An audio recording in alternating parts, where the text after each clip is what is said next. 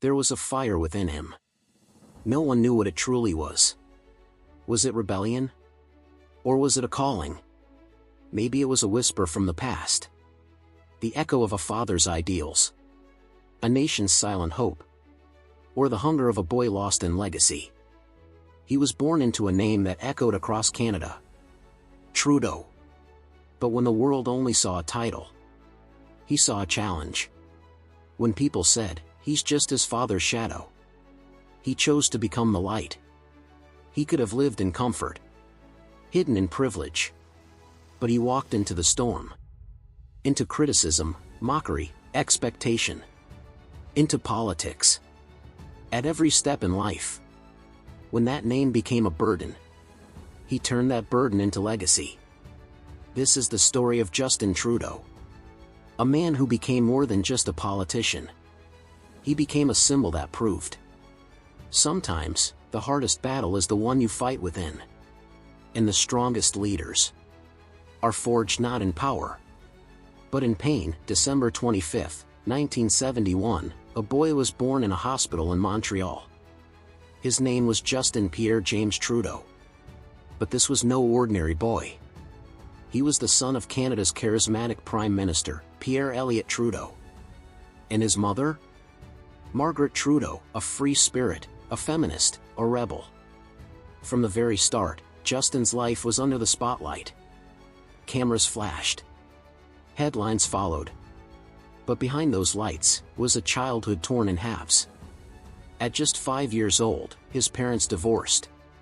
His family life crumbled under public scrutiny. One side was politics. The other, a young boy yearning for simplicity. The year 2000 brought a life-altering moment. Pierre Trudeau passed away. At his father's funeral, Justin delivered a eulogy that stopped the nation in its tracks. Composed. Emotional. Real. That speech awakened something. Not just in Canada, but within Justin himself. He didn't rush into politics right away. He became a teacher, wanting a normal life. But destiny had different plans. In 2008, he entered politics. He ran for office in Papineau, a diverse and struggling riding. And he won. The media said, he's just riding on his father's name. But deep inside, he knew he had to earn every step. Getting into politics was easy.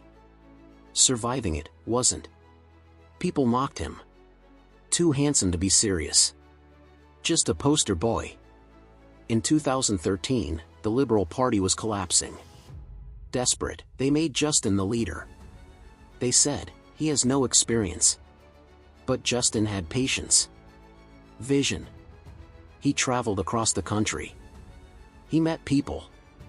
Listened. Connected. Slowly, the tide began to turn. He wasn't just speaking. He was relating. The youth believed him. The marginalized saw hope. October 2015. The world watched in disbelief. The Liberal Party made a historic comeback. Justin Trudeau became the 23rd Prime Minister of Canada. A landslide. A political miracle. His cabinet? 50% women. Indigenous voices. Immigrants. When asked why gender equality, he smiled and said, "Because it's 2015. He wasn't just running a government. He was shaping a new Canada. But soon, controversies followed. The blackface scandal. Pipeline protests. The pandemic. Every mistake, public. Every apology, vulnerable. But he didn't run. He stood firm. Owned it. Grew. Justin Trudeau isn't just a prime minister.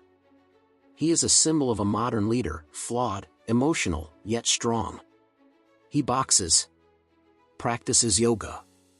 Speaks openly about mental health. A devoted father to 3 children. A son who carried his father's name, but also made it his own. He is not perfect, but he's real. His vision for Canada isn't just political. It's deeply human. One where love wins. Equality stands tall.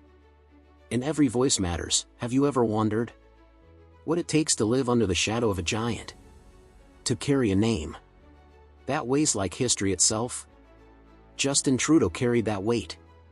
And instead of falling, he rose. He fell. He learned. He stood up again. He reminds us, leadership is not about being perfect. It's about being present. About showing up even when the world doubts you. Justin's story is not over. But so far, it's one of courage, of compassion, of transformation. And through him, we learn one simple truth. Our name doesn't define us. Our choices do.